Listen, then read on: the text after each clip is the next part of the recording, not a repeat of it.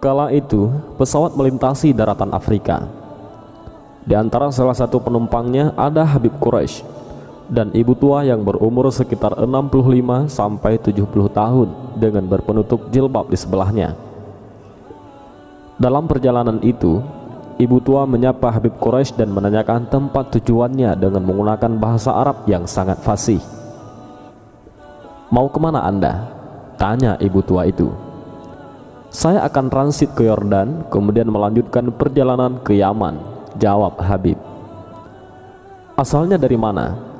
tanya ibu tua itu, juga dengan menggunakan bahasa Arab yang sangat fasih. Kemudian Habib menjawab, "Saya berasal dari Indonesia." Karena mengetahui Habib Quraisy orang Indonesia, kemudian ibu tua itu menggunakan bahasa Indonesia dengan sangat fasih. Padahal dari perbincangannya, beliau tahu bahwa ibu tua itu adalah wanita kelahiran Jerman dan warga negara Jerman. "Adik di Indonesia itu dari mana?" Habib Quraisy katakan, "Saya dari Jawa." Tak ubahnya seperti mengetahui sesuatu, ibu tua itu lantas merubah dialognya dengan menggunakan bahasa Jawa, yang dialeknya sangat halus dan sampai-sampai Habib tidak paham dengan apa yang beliau katakan. Habib berkata, "Luar biasa, ibu begitu banyak menguasai bahasa sampai bahasa Indonesia dan Jawa, padahal ibu adalah orang Barat." Ibu tua itu hanya tersenyum seraya berkata, "Alhamdulillah, saya menguasai 11 bahasa dan 20 bahasa daerah." Silih waktu dari perbincangan Habib Quraisy bersama ibu tua itu akhirnya mengarah kepada hal-hal yang berkaitan dengan agama. Ibu tua itu mulai mengupas pembahasan tentang Al-Quran dengan indah dan sangat mahir. Habib pun penasaran atas kehebatannya menjelaskan Al-Quran. "Apakah ibu hafal Al-Quran?" Beliau menjawab, "Iya, saya telah menghafal Al-Quran. Dan saya rasa tidak cukup hanya menghafal Al-Quran, sehingga saya berusaha menghafal tafsir Jalalain dan saya pun hafal." Tidak sampai di situ saja, ibu tua itu melanjutkan bicaranya.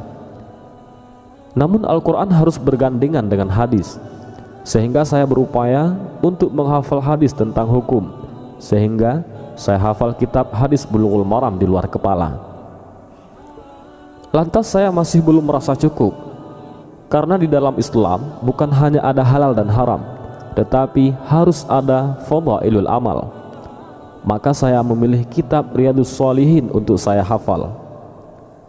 Kata ibu itu menuturkan pendalamannya tentang Islam kepada Habib Quraisy.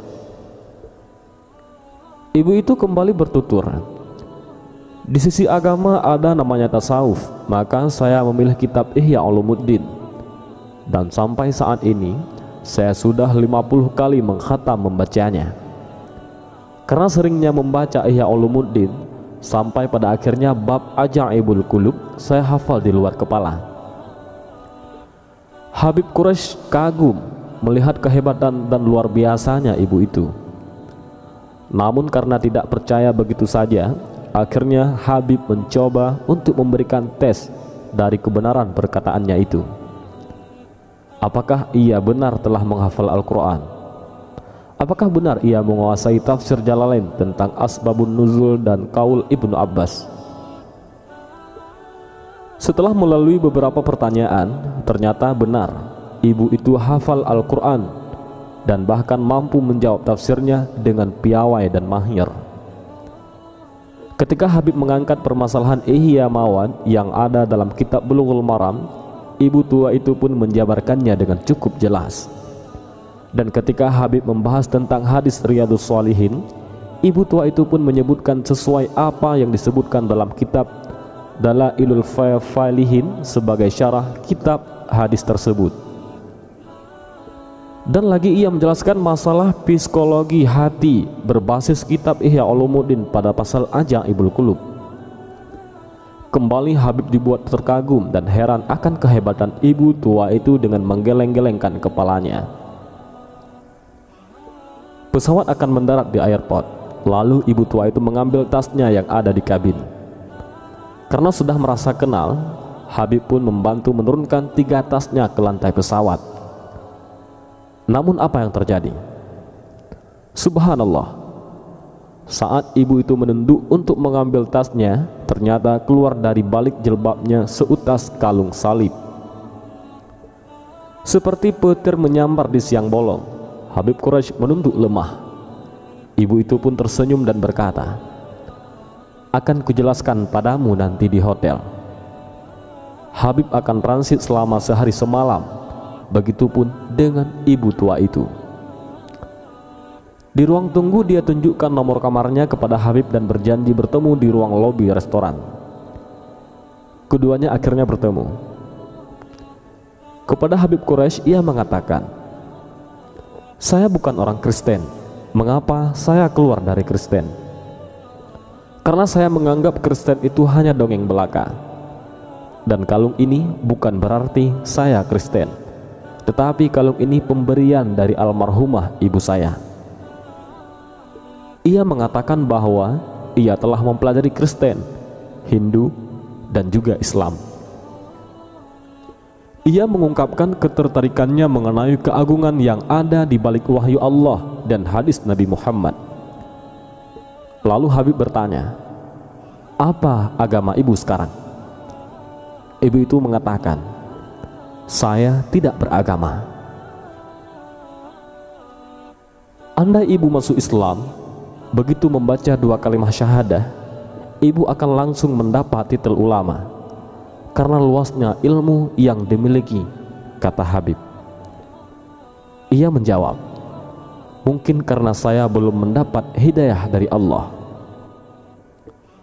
Seketika itu Habib Quraisy meneteskan air matanya dan bersyukur kepada Allah. Bagaimana orang seperti dia yang sudah hafal 30 juz Al-Quran dan hadis-hadis belum Allah izinkan untuk beriman kepadanya, sementara kita tanpa usaha apapun telah dipilih oleh Allah untuk menjadi seorang muslim?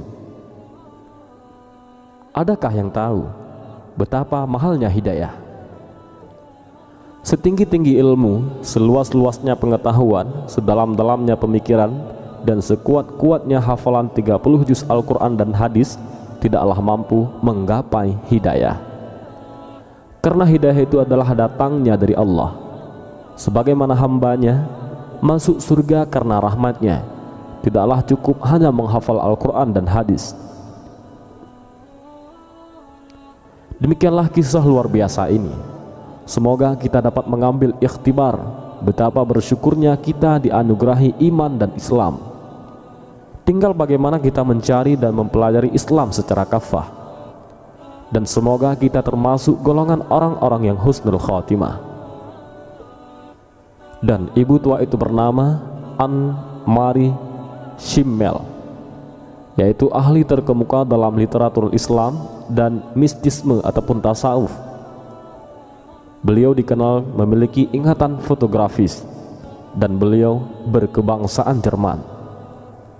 Dan beliau juga seorang profesor yang mengajar di 3 universitas terkenal di 3 negara yang berbeda. Beliau wafat pada tahun 2003 di usia 80 tahun. Dan entah bagaimana akhir kisah tentang keimanannya di sisa akhir hidupnya. Wallahu a'lam bishawab.